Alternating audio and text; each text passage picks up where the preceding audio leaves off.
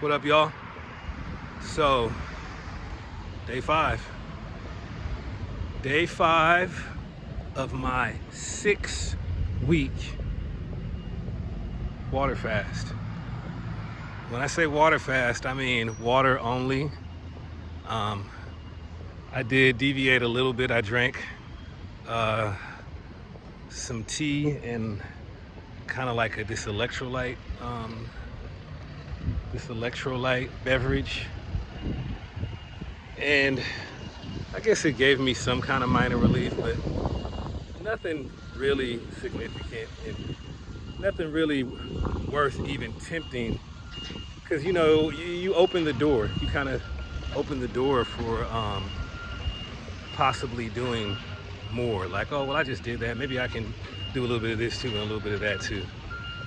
And I kind of realized that because I had the electrolyte beverage, and then I had the tea, and I deal with back pain, so uh, I did take a little bit of a painkiller, but in reality, I think that I learned a lesson from that, and so in a way that it was serendipitous that happened, because I'm like I'm like, you know what, you kind of have to go through it to get through it. And I think the fact that aches and pains arise, and that you may be tempted to slightly deviate even, is a part of the process, the healing process, and at least a part of the cognitive recognition that fasting does its own work. Your body does its own work if you let it. If you get out of the way and you let your body do what it does, which is basically what fasting is doing. It's like, we're taking a break from some of the other processes like digestion and, the other things that come with eating. And we're letting the body have a rest, and letting the body and the mind too focus on healing and resetting. So in a lot of ways, you have to be careful about whatever you expose yourself to when you're fasting. Everything should stay in alignment with the fast. The people that you will talk to, or even especially be around, the things the kind of entertainment habits that you may get into because of feeling idle, watching Netflix, watching, your favorite series or a movie or whatever.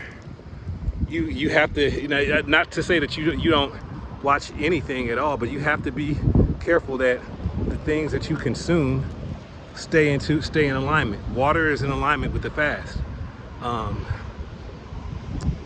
Information about nutrition, healing, and fasting is in alignment with the fast. Things that inspire you to keep moving forward. Spiritual affirmations, that's in alignment with the fast. And this 5th day has been a level of coming to really understand that and see that in terms of like in experiential terms, not in just philosophical terms, but in real experience terms. And so I think that is one of the levels that I hit of recognition on this 5th day, transitioning from the 4th day to the 5th day. But on this 5th day of the fast, that's one of the things that I've recognized, and it's a blessing. So yeah, I don't really have too much to say. I'm on my walk right now, getting some steps in.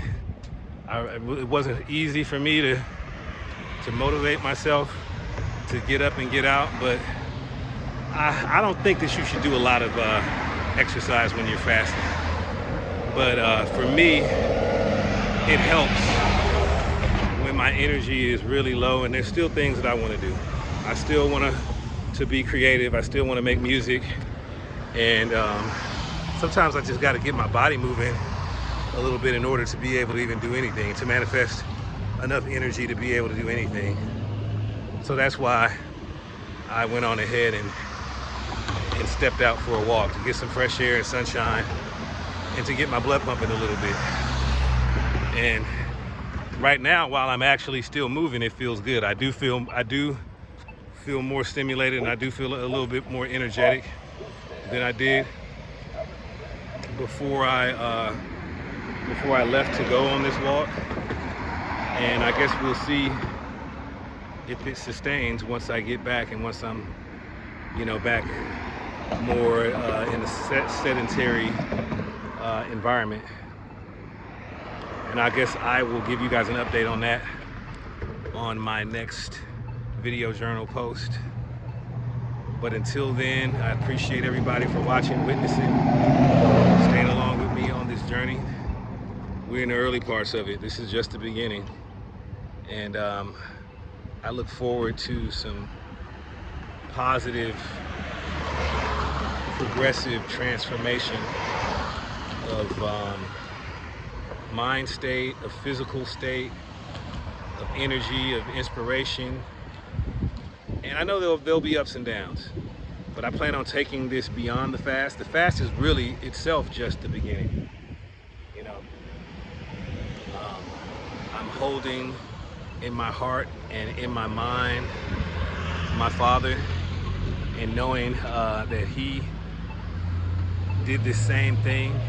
He did a 6-week fast, and he did it to save his life. He was battling cancer.